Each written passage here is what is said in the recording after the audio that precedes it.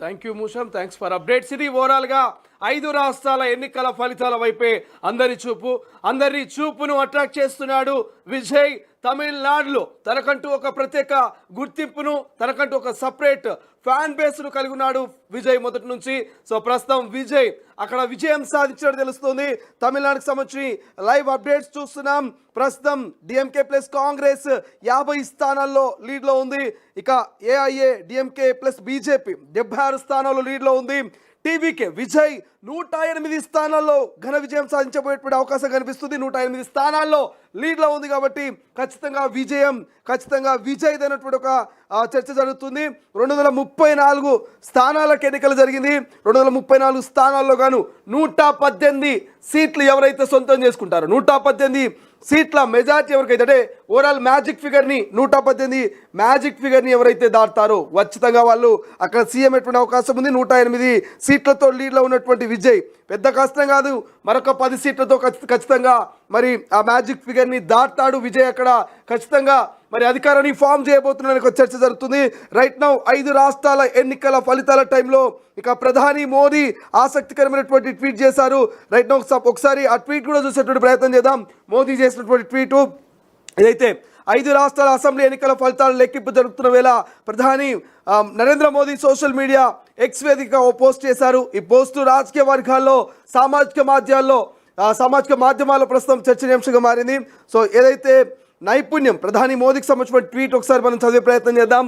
నైపుణ్యం, శ్రద్ధ, కరుణ అనేవి మన జీవితంలోని అద్భుతమైన శక్తులు. వాటి ద్వారా మనం ప్రతి సవాల్ని అధిగమించడమే కాకుండా అవి మన లక్ష్యాల్ని సాధించడానికి కూడా సహాయపడతాయంటూ ప్రధాని మోదీ వ్యాఖ్యానించారు. ఇక సమర్థునికి భారం ఎందుకు, సమర్థునికి భారం ఎవరు, శ్రద్ధ గల వారికి ఏది దూరంగా ఉంటుంది, బాగా చదువుకున్న వారికి ఏది అపరిచితంగా ఉంటుంది అని మోదీ ప్రశ్నించారు. నైపుణ్యం, కృషి, కరుణ వంటి విలువపై ప్రధాని మోదీ ఇచ్చిన సందేశం ప్రజల్లో విభిన్న రీతుల్లో చర్చకు దారితీస్తుంది. మోదీ సందేశంపై సోషల్ మీడియాలో విభిన్న స్పందనలు వస్తున్నాయి. కొందరు ఇది ప్రేరణాత్మక సందేశం అని స్వాగతించగా, మరికొందరు ఎన్నికల ఫలితాల వేళ ఇలాంటి వ్యాఖ్యలు రాజకీయ సంకేతాలని సూచించవచ్చు అంటూ అభిప్రాయపడుతున్నారు. బట్ ఏదేమైనప్పటికీ చాలామంది ట్వీట్ చేస్తున్నారు. మోదీతో పాటు ఇటు తమిళనాడు విజయానికి సంబంధించి విజయం సాధించబోతున్నాడంటూ పొలిటికల్ చాలామంది సీనియర్ నేతలతో పాటు ఇటు సినీ ప్రముఖులు, నిర్మాతలు, హీరోలు, హీరోయిన్లు, విజయ్కి దగ్గరగా ఉండేవాళ్ళు, విజయ్ని ఇష్టపడేవాళ్ళు ప్రతి ఒక్కరు కూడా విజయ్కి అయితే మరి ఆల్ ది బెస్ట్ చెప్తున్నారు, కంగ్రాచులేషన్ చెప్తున్నారు, ఆయనని విషయం చేస్తున్నటువంటి పరిస్థితి మనకు కనిపిస్తుంది. బట్ ఏదేమైనప్పటికీ తమిళనాడు మాత్రం దేశవ్యాప్తంగా ఒక చర్చనీయాంశంగా మారింది. విజయ్ తన మార్కును చాటుకున్నాడు.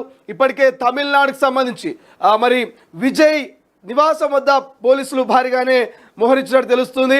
సో ఇక భారీ సెక్యూరిటీని ఏర్పాటు చేసినట్టు తెలుస్తుంది. ఇప్పటికే తన అభిమాని ఒకరు సైతం విజయ్ ఓడిపోతారు అనేటువంటి ఒక చిన్న సోషల్ మీడియాలో వార్తను చూసే ఆత్మహత్య ప్రయత్నం చేశాడు, గొంతు కోసుకున్నటువంటి పరిస్థితి. సో అటువంటి అభిమానుల్ని విజయ్ సొంతం చేసుకున్నాడు. అందుకే విజయ్ మరి విజయం వైపుగా దూసుకెళ్తున్నాడు అనేటువంటి చర్చ అయితే పెద్ద ఎత్తున జరుగుతుంది. బట్ చూద్దాం, ఫైనల్ అవుట్ మొత్తం పూర్తి స్థాయిలో మరి ఫలితాలు వచ్చేంత వరకు మనం వెయిట్ చేయాల్సిన అవసరం ఉంది.